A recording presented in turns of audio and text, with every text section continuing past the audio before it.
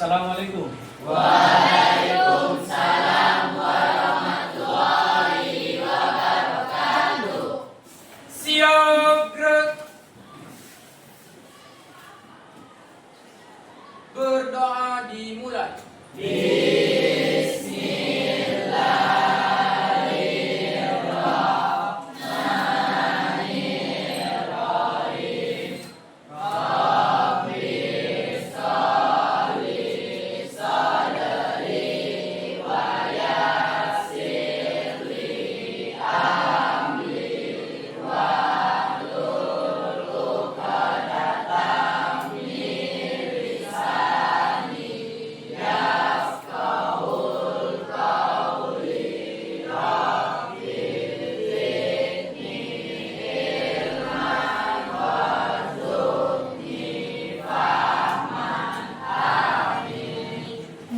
Beri salam. Assalamualaikum warahmatullahi wabarakatuh. Waalaikumsalam warahmatullahi wabarakatuh. Apa kabar anak-anakku sekalian? Alhamdulillah luar biasa. Allahu Akbar. Ya. Ada yang tidak hadir hari ini? Siapa? Ihsan.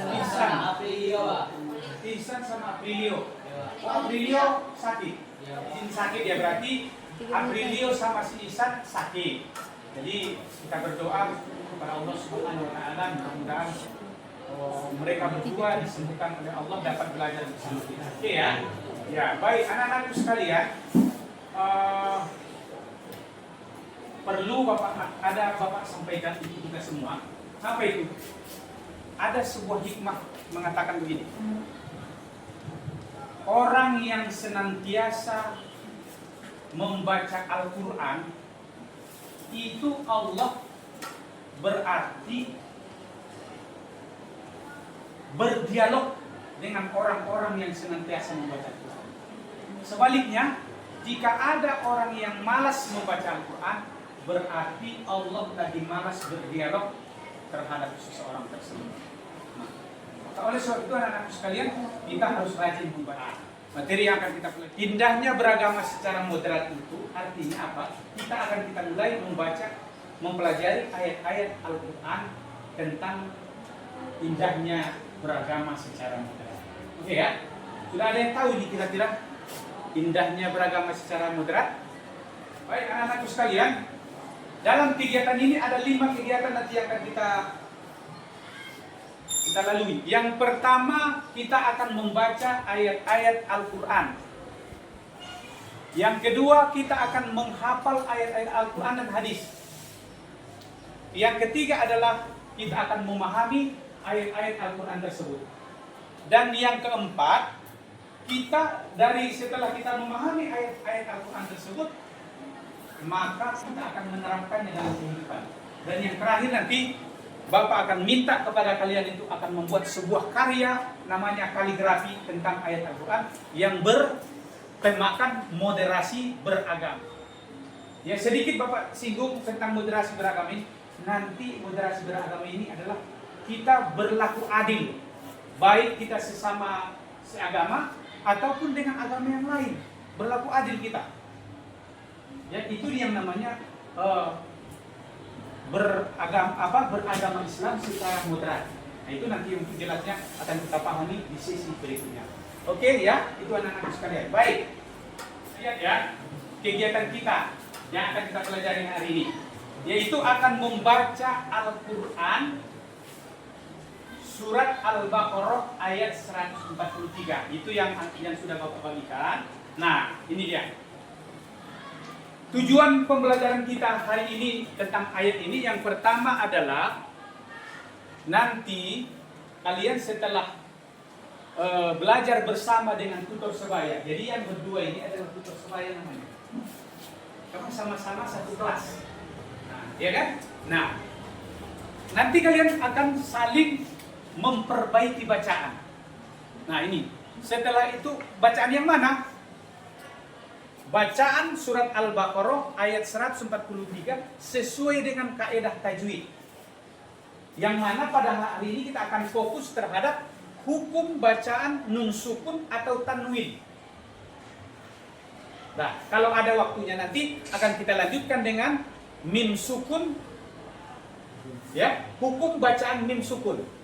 Dan yang kedua adalah tujuan pembelajaran kita hari ini adalah kalian nanti akan terbiasa membaca Al-Quran.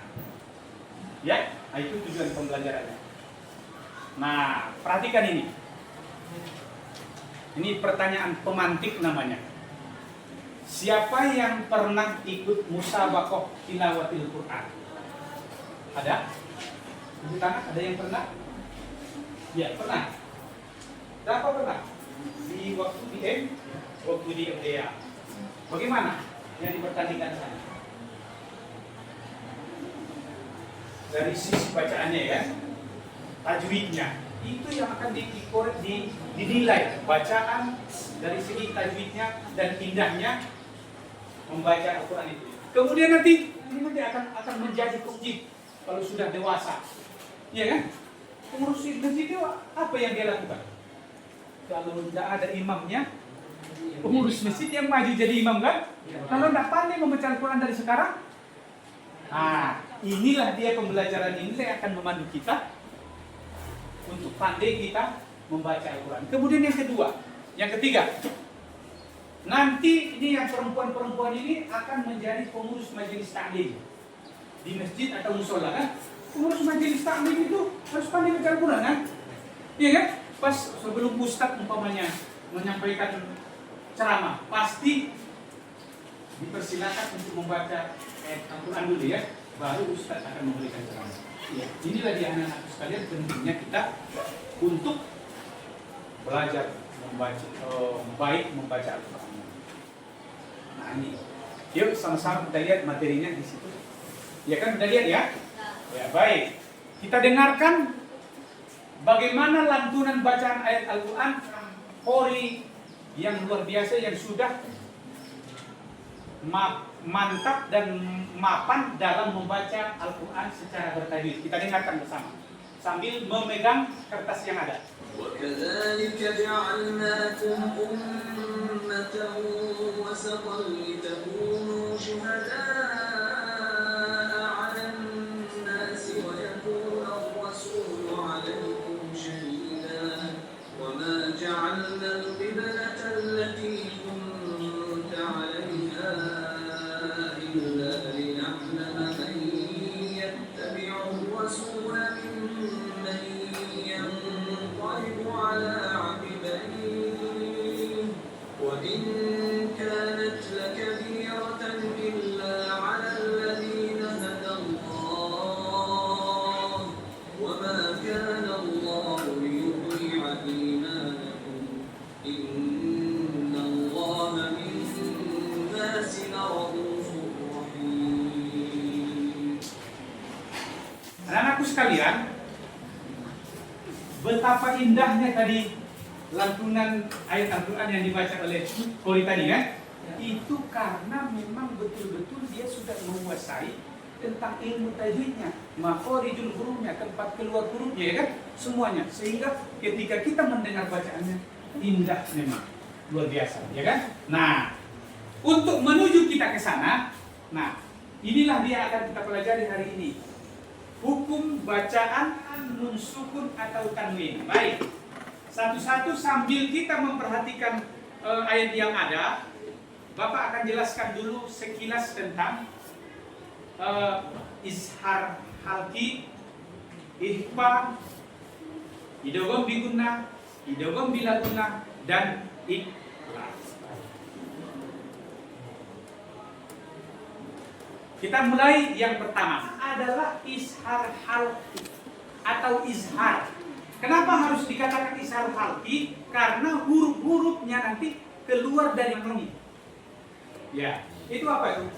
Alif atau hamzah, ha, ain, ghain, ha, kho. Semuanya hurufnya yang 6 itu adalah keluar dari kerongkongan. Makanya dia disebut dengan izhar halki. Bagaimana cara membacanya? Hukum nun sukunnya atau tanwinnya? Ketika bertemu dengan huruf izhar hal ini adalah kita baca nun sukun atau tanwin tersebut dengan jelas. Berikutnya, yang kedua, anak-anakku sekalian perhatikan, yang kedua, hukum nun mati atau tanwin, hukum nun sukun atau tanwin. Yang kedua namanya ikhfa hakiki atau ikhfa. Kalau ada nun sukun atau tanwin ketemu dengan salah satu huruf yang 15 ini, maka nun sukun atau tanwin tersebut dibaca sama-sama disertai dengan dengung. Ya, ini adalah idgham bi gunnah. Apa itu idgham? Memasukkan suara nun sukun atau tanwin kepada huruf yang di depannya. Ingat, itu dulu. Memasukkan suara nun sukun atau tanwin ke huruf yang di depannya. Nah, kenapa Bapak cut sampai di sini di depannya? Kalau nanti huruf yang di depannya itu ya, nun, mim, waw, maka itu disertai dengan dengung. Nun sukun atau tanwin tersebut dimasukkan suaranya kepada huruf yang di depannya. Kalau di depannya adalah ya, berarti disertai dengan dengung. Nah, sebaliknya, yang keempat ini nanti begini. Sebaliknya, kalau yang di depannya huruf ro dan lam, paham itu nak? Kalau yang sebaliknya di depan nun sukun atau tanwin tersebut ada ro dan lam, maka tidak didengungkan. Sampai di sini ada pertanyaan kira-kira? Nomor 5 adalah iklam. Kalau ada nun sukun, ingat nun sukun atau tanwin ketemu dengan huruf ba. Ingat, nun sukun atau tanwin ketemu dengan huruf ba, maka dirubah suara nun sukun atau tanwin tersebut kepada suara mim. Sampai di sini, oke, Bapak sudah antarkan sedikit pengetahuan untuk anak-anakku sekalian. Sekarang tugas berikutnya adalah bagaimana kita menerapkan bacaan kepada materi yang sudah Bapak berikan. Silakan masing-masing kita berhadapan. Bapak kasih waktu 10 menit, 5 menit satu orang untuk membaca, diperbaiki oleh teman yang di depannya. Kemudian setelah itu gantian membaca, perbaiki bacaannya. Nanti akan kita presentasikan di depan kelas siapa yang sudah selesai memperbaiki bacaan. Silakan, 10 menit dari sekarang. Baik, anak-anakku sekalian, waktunya 10 menit sudah habis. Sekarang kita minta dari laki-laki dulu untuk kita dengarkan hasil daripada pembelajaran yang mereka lakukan di kelompok masing-masing. Ya, silakan. Siapa dulu? Dapat?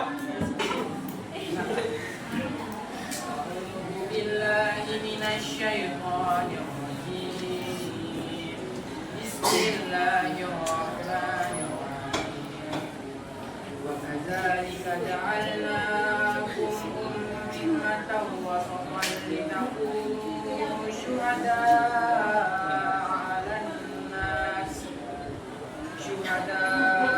على الناس ويكون الرسول عليكم شهيدا وما جعلنا القبلة التي كنت عليها إلا لنعلم من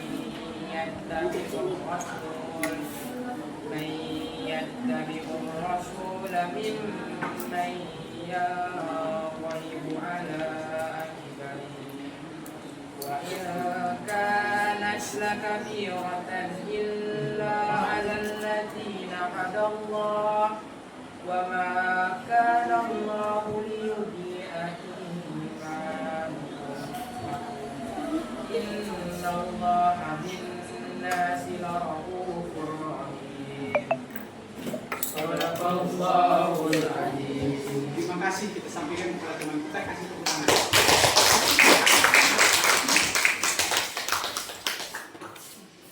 Kita lanjutkan untuk yang perempuan, kita ice breaking dulu sebentar. Silakan berdiri. Tadi bukan apa yang Bapak perintah. Ya, konsentrasi. Pegang kepala. Oh, pegang telinga. Pegang bahu. Pegang tangan kanan.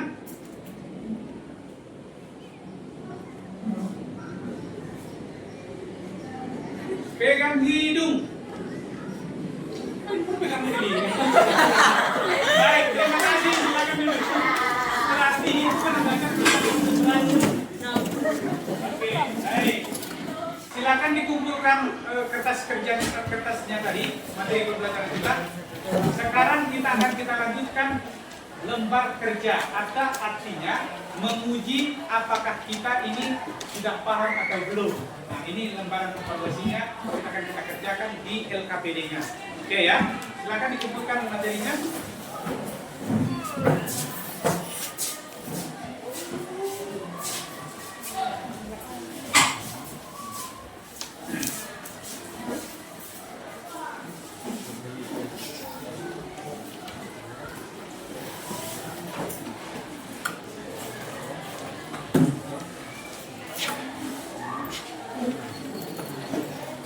Pertama lihat ummatau wasato. Ya, apa itu? Pindahkan ke bawah menjadi nomor 1. Ya, kemudian setelah Anda pindahkan ke bawah, tulis dan buat keterangannya apa hukum tajwidnya. Berikutnya wasatol litakunu. Tulis lagi wasatol litakunu, pindahkan ke nomor 2. Dan selesai Anda tulis itu, kemudian buat keterangannya apa hukum tajwidnya dan seterusnya sampai kerja. Dan Bapak kasih waktunya selama 10 menit dari sekarang. Silakan bekerja. Nah, anakku sekalian, waktunya sudah habis. Sekarang silakan dikumpulkan lembaran kerjanya, ditulis. Jangan lupa menulis nama ya. Bapak mau ingin merefleksikan apa yang kita pelajari hari ini. Ayo silakan, siapa yang bisa menyimpulkan pembelajaran kita hari ini? Silakan. Nabil, silakan. Muhammad Nabil. Ya. Jadi kesimpulan pelajaran kita hari ini adalah mempelajari 5 hukum tanda bacaan. Gimana? Mempelajari 5 hukum tanda baca. Tanda baca dalam membaca Quran. Ya. Iya. Apa dia itu? 1. Ikhfa, 2. Idgham bila guna, 3. Idgham biguna, 4. Iklab, 5. Ishar. Ada yang bisa melengkapi? Silakan. Melengkapi apa yang kita pernah pelajari hari ini. Ya, silakan. Muhammad apa? Silakan. Kesimpulan pelajaran kita kali ini adalah sedang belajar tajwid hukum bacaan Al-Quran. Ya. Ada 5. Ya. Yang pertama, Ishar, ya. yang kedua ikhfa, yang ketiga idgham diguna, yang keempat idgham bila guna, dan yang kelima adalah iklab. Iklab. Ya. Ya, kasih tepuk tangan teman buat.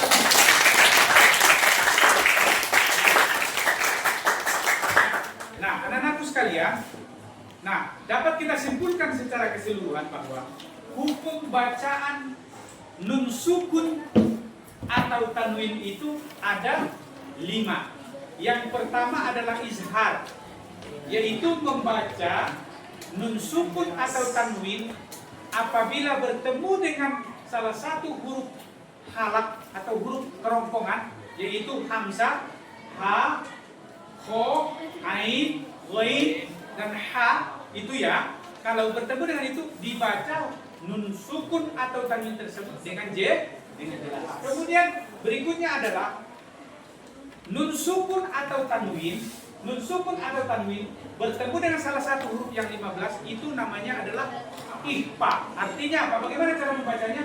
Dibaca dengan sama-sama disertai dengan dengung. Kemudian yang ketiga adalah idgham bigunna, yaitu suara nun sukun atau tanwin itu dimasukkan kepada huruf yang di depannya apabila yang huruf yang di depannya ya, mim, nun, waw dengan dengung. Sebaliknya, kalau huruf yang di depannya itu adalah lam dan ro tidak didengungkan. Itu namanya idgham bigun. Nah, sementara yang terakhir adalah apabila ada nun sukun atau tanwin bertemu dengan huruf ba, maka suara tanwin atau suara nun sukun tersebut dirubah menjadi suara mim. Inilah kesimpulan pembelajaran kita pada hari ini, yaitu ini dia, ya kan? Ada 5 hukum nun sukun, izhar halki, ikhfa hakiki, idgham bigunna, idgham bilagunna, dan iqlab. Nah, anak-anakku sekalian, ini adalah baru awal kita mempelajari materi tentang moderasi beragama. Selanjutnya, minggu depan kita akan belajar memahami ayat Al-Quran yang kita baca tadi, supaya kita paham bagaimana moderasi beragama di dalam Islam. Oke ya, siap-siap. Mudah-mudahan. Jangan lupa, minggu depan sebelum masuk babak minggu depan, kalian ini sudah membaca terlebih dahulu materi itu supaya lebih enak kita dan lebih komunikatif kita untuk belajar berikutnya. Apa kira inilah pembelajaran kita pada pagi hari ini. Bapak sudahi dengan ucapan billahi taufiq wal hidayah. Wassalamualaikum warahmatullahi wabarakatuh.